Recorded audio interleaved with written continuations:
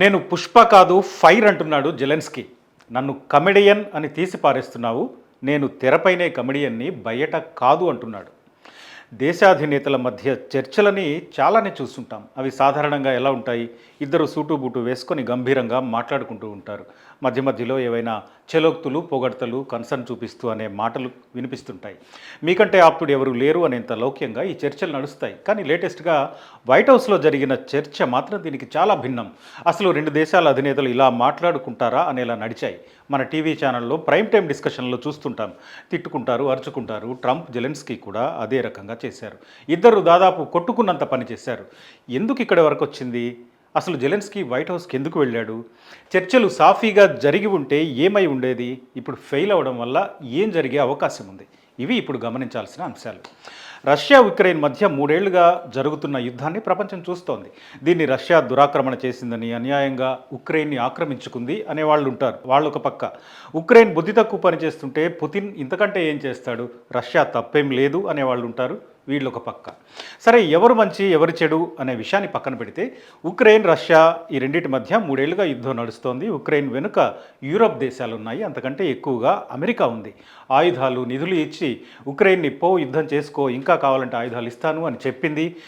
Ukraine, Zelensky అదే చేశాడు. కానీ బైడెన్ పోయాడు, ట్రంప్ వచ్చాడు, అన్నీ మారిపోయాయి.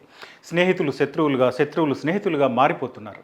టారిఫ్ అంటూ ట్రంప్ కలవరిస్తున్నాడు. పన్నులేసి ఖజానా నింపుకుంటానంటున్నాడు. రెసిప్రోకల్ ట్యాక్స్ వేస్తానని చెప్తున్నాడు.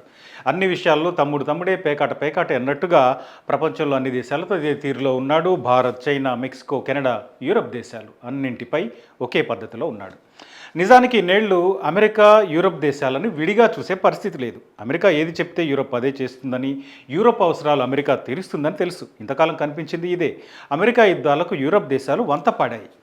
యూరప్ దేశాల రక్షణకు అమెరికా అండగా నిలిచింది. కానీ ఇప్పుడు ట్రంప్ అన్ని ఈక్వేషన్లు మార్చేశాడు. ఎవరిని పట్టించుకోను, నా దారి నాదే, నాటోతో నాకు సంబంధం లేదని కూడా అంటున్నాడు.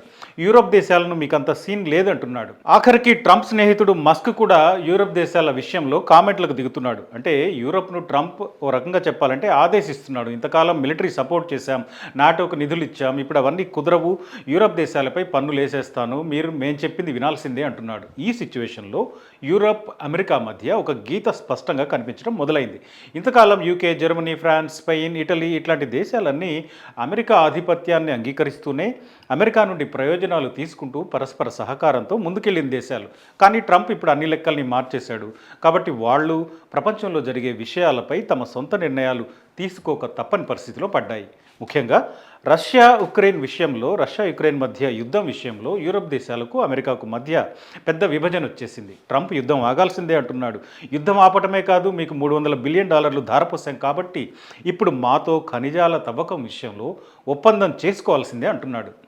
ట్రంప్ ఒక వ్యాపారం చేసుకోవాలి తప్ప యుద్ధాలేంటి అంటున్నాడు. సిటిజన్షిప్ విషయంలోనే వ్యాపార కోణంలో చూసినవాడు ఇతర దేశాల్లో అరుదైన ఖనిజాలు ఉన్నాయి అని తెలిస్తే ఊరుకుంటాడా? అలాగని ట్రంప్కి యుద్ధాలు నచ్చవని కాదు, ఆయుధాలు అమ్ముకోవాలి, ట్రంప్కి యుద్ధాలు ఇష్టమే. కానీ అరుదైన రేర్ ఎర్త్ మినరల్స్ ఉన్న ఉక్రెయిన్ యుద్ధంలో పడి దానికి అమెరికా సపోర్ట్ చేయాల్సి వస్తే వచ్చే ఉపయోగం ఏంటి? అందుకే యుద్ధం ఆపండి, ఒప్పందం చేసుకోండి అంటున్నాడు. దానికోసం ఒత్తిడి తెస్తున్నాడు. అంతేకాదు, యునైటెడ్ నేషన్స్ తీర్మానంలో రష్యాకి అనుకూలంగా అమెరికా ఓటు వేసింది. యూరప్ ఉక్రెయిన్కు అనుకూలంగా ఓటేశాయి. ఇలాంటి సమయంలో యుద్ధం ఆపడానికి, ఖనిజాల తవ్వకాలకు సంబంధించి ఒప్పందం చేసుకోవడానికి జెలెన్స్కీ వైట్ హౌస్ వచ్చాడు.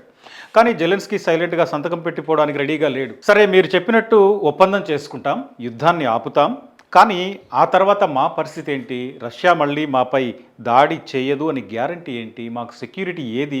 మళ్ళీ దురాక్రమణకు పాల్పడితే మా పరిస్థితి ఏంటి? మమ్మల్ని ఎవరు కాపాడుతారు? ఇది జెలెన్స్కీ అడుగుతున్నాడు. ఈ ప్రశ్నలు వినగానే ట్రంప్కి తిక్కరేగింది. నేను చెప్పింది చేయి, సంతకం పెట్టమన్న దగ్గర పెట్టు, మారు మాట్లాడకుండా వెళ్ళిపో అంటున్నాడు. ఇంతకాలం $100 బిలియన్ సాయం చేసిన దేశం ముందు తలంచుకొని జీ హుజూర్ అనకుండా ఎదురు చెప్తావా అని గద్దిస్తున్నాడు. కానీ జెలెన్స్కీ నిండా మునిగిన వాడికి చలేంటన్నట్టుగా 3 ఏళ్లు యుద్ధం చేసిన తర్వాత, ఆల్రెడీ జరగాల్సిన నష్టం భారీగా జరిగిన తర్వాత యుద్ధాన్ని ఆపాలంటే, సీజ్ ఫైర్కి ఒప్పుకోవాలంటే అందులో ఉక్రెయిన్కి అనుకూలంగా ఉండేలా, ఉక్రెయిన్కి ఏదైనా ప్రయోజనం కలిగేలా ఒప్పందం ఉండాలి అని భావిస్తున్నాడు. ఉక్రెయిన్ వనరులపై వాటా ఇస్తున్నందుకు మేము ఆ మాత్రం ఆశించకూడదా అనేది జెలెన్స్కీ ఉద్దేశం. ఈ మైండ్ సెట్తో ఉన్న రెండు దేశాధినేతల మధ్య జరిగిన చర్చ చాలా అన్యూజువల్గా ముగిసింది. గతంలో ఎప్పుడు ఏ ఇద్దరు దేశాధినేతల మధ్య చర్చ ఇలా జరిగి ఉండదు. కానీ ఇక్కడ ఉన్నది ట్రంప్ కాబట్టి, జెలెన్స్కీ కాబట్టి ఏదైనా సాధ్యమే అనుకోవాలి. ఓవైపు ట్రంప్, జేడీ వాన్స్, మరోవైపు జెలెన్స్కీ, ఎదురుగా అమెరికా మీడియా. ఈ చర్చ చివరికి మాటల యుద్ధంగా మారింది. మాతో ఒప్పందం కుదుర్చుకుంటే సరే, లేదంటే మీ దారి మీరు చూసుకోండి అని ట్రంప్ తెగేసి చెప్పాడు. ఇక్కడ ఒప్పందం ఏంటి అంటే రష్యాతో యుద్ధం ఆపి శాంతి ఒప్పందం చేసుకోవడం. దానికి బదులుగా ఉక్రెయిన్లోని అరుదైన ఖనిజాల తవ్వకానికి అమెరికాను అనుమతించడం. ఇది అమెరికా ప్రతిపాదన. దీని గురించి మాట్లాడడానికే జెలెన్స్కీ వైట్ హౌస్ వచ్చాడు. కానీ యుద్ధం ఆపుతాం, ఖనిజాల తవ్వకానికి అనుమతిస్తాం, కానీ మా ఫ్యూచర్ ఏంటి? ఇదే జెలెన్స్కీ వాదన. మాకు ఎలాంటి గ్యారంటీ ఉంటుంది అని పదే పదే పదే అడిగాడు. దీనికి ట్రంప్ ఏమన్నాడు? అసలు నీకు మాట్లాడే అర్హతే లేదు, నువ్వు ఆల్రెడీ పుట్టెడు సమస్యల్లో ఉన్నావు, ఇచ్చిన ఆఫర్ని ఒప్పుకొని వెనక్కి చూడకుండా వెళ్ళు అని జెలెన్స్కీని గద్దించాడు. ఇక్కడి వరకు జరిగిందే అసాధారణమైతే జెలెన్స్కీ ఇచ్చిన రెస్పాన్స్ కూడా మరింత అసాధారణంగా కనిపిస్తుంది. మేం ఎవరికి తలవంచం, మా దేశంలో మేముంటాం, మాకు నచ్చిందే చేస్తాం అన్నట్టు గట్టిగా ఘాటుగా ఆన్సర్ ఇచ్చాడు. ఈ మాటలకు ట్రంప్ మళ్ళీ విరుచుకుపడ్డాడు. లక్షలాది మంది జీవితాలతో చెలగాటమాడుతున్నావు, నీ వల్లే మూడో ప్రపంచ యుద్ధం వచ్చేలా ఉంది అని స్కూల్లో స్టూడెంట్ మీద టీచర్ అరిచినట్టు అరిచాడు. నీ పనుల వల్ల మీ దేశానికి చాలా చెడ్డ పేరు వస్తుంది అని కోపంగా మాట్లాడాడు. నీకు $350 బిలియన్ ఆర్థిక సాయం చేశాం, ఆయుధాలు సమకూర్చాం, అడుగడుగునా మద్దతుగా నిలిచాం. మా సైనిక పరికరాలే లేకపోతే, మా ఆయుధాలే లేకపోతే నువ్వు కనీసం 2 వారాలైనా యుద్ధం చేసేవాడివా అని ప్రశ్నించాడు. ఇలా మాట మాట అనుకున్నారు. చివరికి జెలెన్స్కీ అమెరికాతో ఖనిజాల ఒప్పందంపై ఎలాంటి సంతకం చేయకుండానే వైట్ హౌస్ నుంచి వచ్చేశాడు. ఇక ఈ చర్చ తర్వాత జరిగిన కీలక పరిణామం ఏంటంటే యూరప్ దేశాలు ఒక్కొక్కటిగా బయటకు వస్తున్నాయి. యుక్రెయిన్కి సపోర్టుగా మేమున్నామని చెప్పడం మొదలుపెట్టాయి. వరుసగా ట్వీట్లు, ప్రకటనలు చేస్తున్నాయి. బ్రిటన్ ప్రధాని కీర్ స్టార్మర్ అమెరికా ఉక్రెయిన్లోకి ఇది మంచిది కాదంటున్నాడు. ఉక్రెయిన్కి మేము ఇచ్చే మద్దతులో ఎలాంటి మార్పు లేదంటున్నాడు. ఫ్రాన్స్ అధ్యక్షుడు ఇమాన్యుయల్ మ్యాక్రాన్ కూడా ఉక్రెయిన్కే మా సపోర్ట్ అనేశాడు. European Union chief Ursula von der Leyen కూడా ఇదే మాట చెప్తోంది. ఇక స్పెయిన్ ప్రధాని పెడ్రో శాంచెజ్, పోలాండ్ ప్రధాని Donald Tusk, Germany chancellor Olaf Scholz వీళ్ళంతా ఉక్రెయిన్కి అండగా మేము ఉన్నామని చెప్పేస్తున్నారు. ఇటలీ, నార్వే, నెదర్లాండ్స్ కూడా ఇలాంటి రెస్పాన్సే ఇచ్చాయి. నిజానికి ఇక్కడ సమస్య మొదలైందే ఉక్రెయిన్ని నాటోలో చేర్చుకోవడం అనే పాయింట్ దగ్గర. నాటోలో 32 దేశాలు ఉన్నాయి. 4-5 దేశాలు తప్ప అన్ని యూరప్ దేశాలు నాటోలోనే ఉన్నాయి. నాటో అంటే నార్త్ అట్లాంటిక్ ట్రీటీ ఆర్గనైజేషన్. ఈ దేశాలన్నీ కలిసికట్టుగా ఉండి ఎవరి భద్రతకు ప్రమాదం వచ్చినా, ఎవరికి ఏ రిస్క్ వచ్చినా ఉమ్మడిగా కలిసి ఫైట్ చేస్తుంటాయి. నాటోని మొదలుపెట్టిన అమెరికా ఇప్పుడు ఇందులోంచి బయటికి వచ్చేలా కనిపిస్తోంది. మేము నాటోకి పెట్టే ఖర్చు ఎక్కువ, కానీ మాకు వచ్చే లాభం తక్కువ, మా వల్ల యూరప్ లాభపడుతోంది అని ట్రంప్ అంటున్నాడు. రష్యా పక్కనే ఉన్న ఉక్రెయిన్ నాటోలో చేరితే రష్యాకు పక్కలో బల్లెంలా మారుతుంది కాబట్టి దాన్ని వ్యతిరేకించిన పుతిన్ యుద్ధం మొదలుపెట్టాడు. యుక్రెయిన్ నాటో మాటెత్తితే ఊరుకునేది లేదు, ఎంతవరకైనా వెళ్తాను అన్నాడు, వెళ్ళాడు. ఇప్పుడు ట్రంప్ కూడా పుతిన్ చేసింది తప్పు కాదు కదా అంటున్నాడు. రష్యానే సమర్థిస్తున్నాడు. యుద్ధం మొదలైన 3 ఏళ్ల తర్వాత, ఇంత భారీ నష్టం తర్వాత కూడా యూరప్ దేశాలు మేము యుక్రెయిన్కి సపోర్టుగా ఉన్నాము అని చెప్తున్నాయి. ఇటు ట్రంప్ ఎలాగూ అమెరికా ఫస్ట్ అంటాడు, అమెరికా లాభపడేదే చేస్తానంటున్నాడు, దానికోసం అందరిపై పన్నులు వేసి తీరుతా అంటున్నాడు. ఇందులో యూరప్ దేశాలు కూడా ఒత్తిడిలో ఉన్నాయి. ఈ తరుణంలో ట్రంప్తో తెగదెంపులు చేసుకున్న పెద్దగా మార్పు ఉండదు అనేది యూరప్ దేశాల అభిప్రాయం.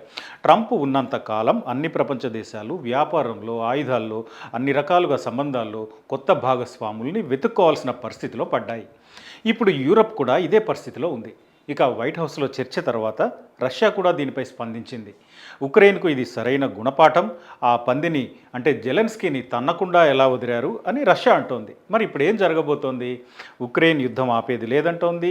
అమెరికా సపోర్ట్ లేకుండా ఉక్రెయిన్ నిలబడగలదా అంటే కష్టమే. కానీ యూరప్ దేశాలు కలిసికట్టుగా మేము మీతో ఉన్నాం అంటున్నాయి. ఇది ఓ రకంగా ట్రంప్కి హెచ్చరిక లాంటిదే. నీ ఇష్టం వచ్చినట్టు నిర్ణయాలు తీసుకుంటే, నీ ఇష్టం వచ్చినట్టు మమ్మల్ని అవమానిస్తే ఊరుకునేది లేదు, మేము చేయాల్సింది చేస్తాం అని చెప్తున్నట్టుగా కనిపిస్తోంది. సో ఇప్పుడు యూరప్ దేశాలు ఉక్రెయిన్కి మద్దతుగా వస్తే ఇది మూడో ప్రపంచ యుద్ధంగా మారుతుందా అనే అనుమానం ఉంది. నిజానికి ఈ మాట ట్రంప్ నుండే వచ్చింది. జెలెన్స్కీ మూడో ప్రపంచ యుద్ధానికి కారణం అయ్యేలా ఉన్నాడు అంటున్నాడు. ఇప్పటికే రష్యాకు ఉత్తర కొరియా సైనిక మద్దతు అందిస్తోంది. అటు ఉత్తర దక్షిణ కొరియాల మధ్య చాలా విభేదాలు ఉన్నాయి, అవి ఇంకా పెరుగుతున్నాయి. అటు పశ్చిమాసియాలో అదే పరిస్థితి ఉంది. ఇజ్రాయెల్ గాజాపై దాడులు చేస్తోంది, లెబనాన్లోని హెజ్బొల్లాపై దాడులు చేస్తోంది. వీటి మధ్యలో ఇరాన్ ఇన్వాల్వ్ అయ్యింది. సో ఇలా ప్రపంచంలో అనేక దేశాల మధ్య జరుగుతున్న పోరుని చూస్తుంటే మూడో ప్రపంచ యుద్ధం వచ్చే అవకాశం ఉందా అనే ప్రశ్న వినిపించడంలో ఆశ్చర్యం లేదు. అటు చూస్తే ట్రంప్ ఎవరితోని సఖ్యంగా ఉండడం లేదు. కెనడాని పట్టుకొని 51వ రాష్ట్రం అంటాడు. డెన్మార్క్కి సొంతమైన గ్రీన్లాండ్ కావాలంటాడు. ఆఫ్ఘనిస్తాన్ని మళ్ళీ ఆధీనంలోకి తెచ్చుకుంటా అంటున్నాడు. ఇవేవీ ప్రపంచాన్ని పీస్ఫుల్గా ఉంచే పరిణామాలు కాదు. లేటెస్ట్గా వైట్ హౌస్లో జరిగిన చర్చ కూడా దీన్నే చెప్తోంది.